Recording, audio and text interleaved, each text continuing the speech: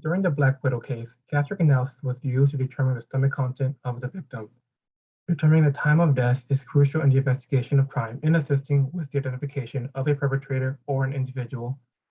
With no single method for determining a time of death has proved to be consistently accurate and reliable, the state of food digestion and degree of gastric emptying has long been considered to play a role in this respect. This method of determining time of death requires microscopic analysis of the food consumed and state of digestion, with microscopic analysis used to identify specific nutrients. However, this method is often considered controversial due to the antemortem factor that affects gastric emptying and its limitation. Since digestion varies when a meal is fully digested, which is roughly 4 to 6 hours after eating, stomach content can give a starting or finishing point and depends on if it's digested. Then the puzzle begins using the piece to determine the time of death. There is also body temperature, decomposition, and insect activity to consider.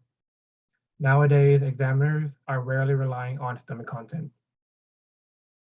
Dealing with the stomach acid is a challenge when taking on, let me rephrase that. Dealing with stomach acid is a challenge when taking or examining samples back to the lab. Since not everything we eat has a cell wall, items such as meat and cheese turn from the acid. It may be much more difficult to estimate the time if post-mortem peristaltic emptying of gastric content works. And if it doesn't, then it ends up with no evidence of peristaltic emptying of the gastric, as if nothing was even there. Then you have exercising, metabolism, hormones, fluid ingestion that don't show up in the report. It is also important to note that the increase in meal thickness caused by the addition of agar-agar gum, sorry, let me rephrase all that.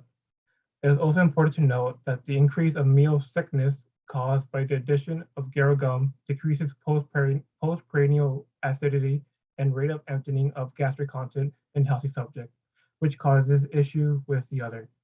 Certain items don't show up, which then creates gray areas that is left with questions after question, meaning the evidence provided in the case may not be as accurate as it seems.